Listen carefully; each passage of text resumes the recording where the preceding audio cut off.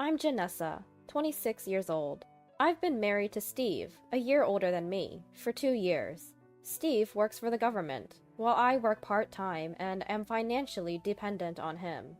Our debts are limited to student loans and a car loan. From the start of our marriage, we wanted kids, but it always seemed financially challenging. With our student loans soon to be paid off, we started to think maybe we could afford it. One day, our home phone rang, and Steve answered. It seemed like it was my mother-in-law on the other end. I was doing house chores at that time and couldn't catch the entire conversation, but they seemed deeply engrossed in their chat. About 30 minutes later, Steve hung up, saying he'd discuss it with me. "What's up? Anything wrong with mother-in-law?" She said that Stella's wedding date is set. Stella is my sister-in-law. We get along pretty well, emailing occasionally. I had heard about her boyfriend, so learning about their upcoming wedding was heartwarming. "Oh, really? Finally! When is it?"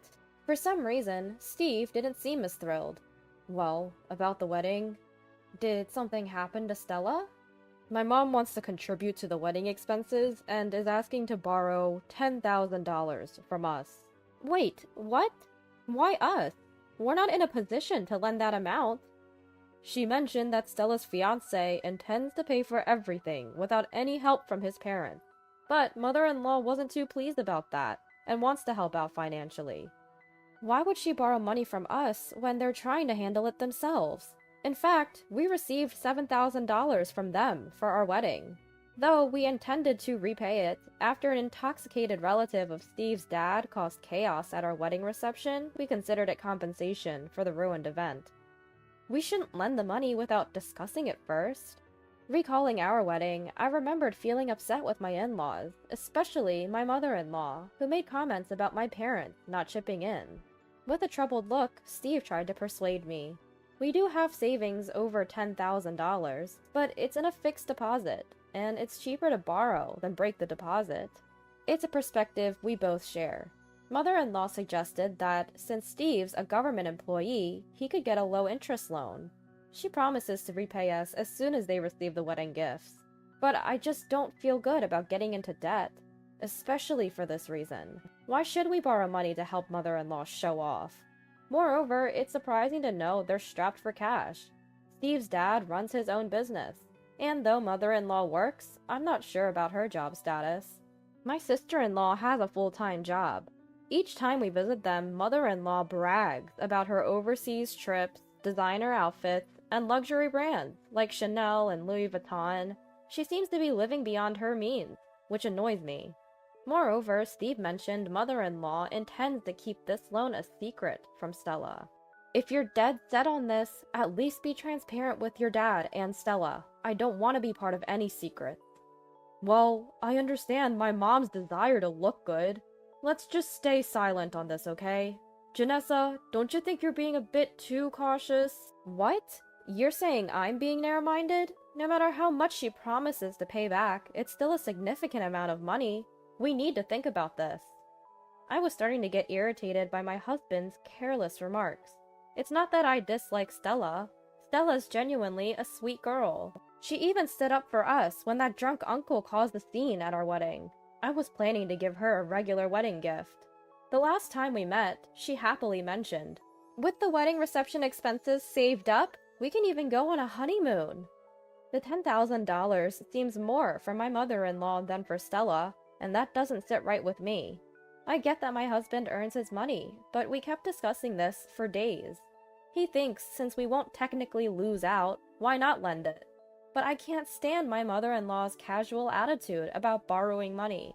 Our talks never end well, and we risk slipping into arguments. This is the first time since our marriage that our views diverged this much. What really irks me about my husband is that if we do lend the money, he needs to explain the situation to his father and sister. But he's clearly reluctant because he knows his mom will hassle him about keeping it a secret. She helped us out during our time, so what's the big deal about lending for a short period? For our wedding, my side and his side split the expenses. I used my savings and the cash gifts we received. His parents covered his portion and later gave them the cash gifts they received from his side. That difference came to about $7,000. It's not about being stingy. That's a burden Steve took on. How does this concern me? He either had no comeback or simply didn't want to argue any further. He went silent. We didn't conclude, and in the days that followed, he kept receiving calls and emails from his mother. Lately, he's been ignoring her calls. "I'm just tired of her constant nagging about money," he'd say, frowning. The more I see him like this, the more I feel it might be worth the $10,000 to cut ties with his family. Finally, on a day off, he decided to visit his parents and sort things out.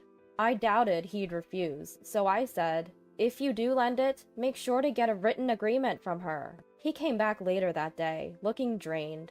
I got him to sit up and asked how it went. Apparently, while this was my mother-in-law's idea, his dad was on board too. They feel obligated as parents to contribute to the wedding, but they genuinely don't have the money. So they see borrowing from him as a temporary solution, thinking there's no need to tell their daughter. "Why are you so fixated on this?" they'd asked, emphasizing they don't want their daughter's fiancé to find out. They fear it would tarnish their reputation, which makes me wonder what they think of us. Then, my sister-in-law had told me earlier she had saved up money, but it looks like expenses for the venue decorations, attire, and production costs were more than she'd anticipated. Apparently, she's running short. So, she seems to be telling my mother-in-law that she'll pay her back with the wedding gift money and is asking for a loan. I doubt Stella ever imagined her parents would be asking us for money. According to mother-in-law, the amount they're short by is exactly what they were thinking of borrowing from us, about $10,000. Also, it seems there's been some friction between my sister-in-law and her fiancé over the wedding and reception, but it's unclear what the exact issues are. Should we just lend them the money secretly? You know how stubborn Janessa is, right? Wait, I told you I'm not okay with that. Did you not mention my conditions to mother-in-law and the others? Come on. You can see how much of a hassle it'll be if I tell them, right? Why do we have to deal with this on our day off? That's what I should be saying. They're your parents. I'm not even related by blood, so I'm the one getting dragged into this. Don't get it twisted. You really can be cold-hearted.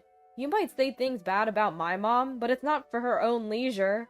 Can't you understand a parent's feelings, wanting to provide for Stella? Don't you get it? If it's for Stella's sake, shouldn't they have thought about Stella's future way in advance and saved up? And Steve, he borrowed the maximum amount for his student loans because he just went along with what his parents said. Now he's struggling to pay it back. They've been on overseas trips since Steve was very young, and he doesn't even remember most of them. If they had skipped a few trips, wouldn't that have eased the loan burden? The bag mother-in-law carries is worth about $3,000. I don't like hearing bad things about my parents either. My bottled-up frustration exploded, and I vented it all out on my husband.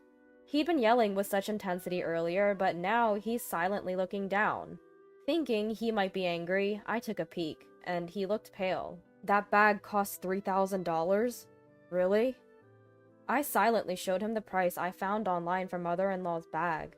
I'm not sure if mother-in-law's bag is genuine, but my husband isn't familiar with luxury brands and their counterfeits, so I kept quiet. Plus, mother-in-law always shows it off to me with pride. Even if it's a fake, she might have unknowingly paid a lot for it. What do mother-in-law and the rest plan for their retirement if they're spending lavishly but can't spare $10,000? You're right. My feelings are torn because it's my sister's wedding and I want to help as much as possible. But something's off with my mom and my dad. We're not saying anything about it. Seems strange, too. In that moment, my husband's perspective shifted completely, and he sided with me. I borrowed his phone and sent mother-in-law an email. To summarize the contents, why is it okay to make your son take on debt if you don't like borrowing from consumer finance? You called my parents cold-hearted for not giving money, but is making your son take on debt and give money kind-hearted? What do you think about not having $10,000 at your age? I understand the benefits of using the mutual aid system, but since my sister-in-law's fiancé is a public servant, shouldn't he be the one to take advantage of it? I wonder if my sister-in-law, her fiancé, and their parents even know about the situation. If they're unaware, how do they plan to recover the wedding gift money? Depending on their response, I'll reconsider my relationship with them. I sent a message articulating all these concerns in a very sarcastic tone. Back in college, I earned a master's degree in law, which seems rather useless in my daily life. But in moments like this, I feel as if I got it just to craft such messages. I showed my draft to my husband, and with his approval, sent it. In about an hour, a reply came. "You dare speak to your in-laws like that?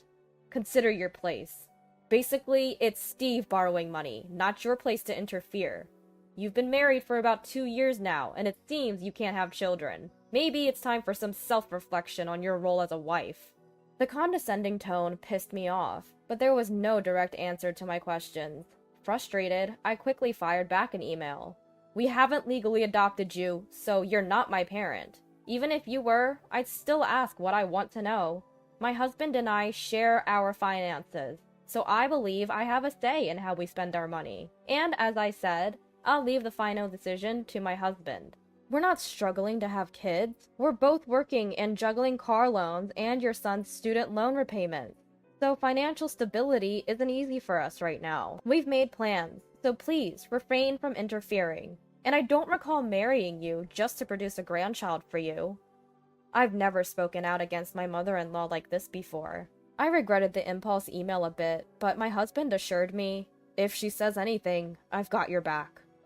The next email from my mother-in-law read, "You truly are a pitiful person. You think you can corner me with your pretentious behavior? How miserable. If I could turn back time to the day Steve first brought you home, I would oppose the marriage with all my might. If there's one thing I regret, it's not seeing your true nature sooner. If you ever find yourself in a tight spot, don't expect any help from me."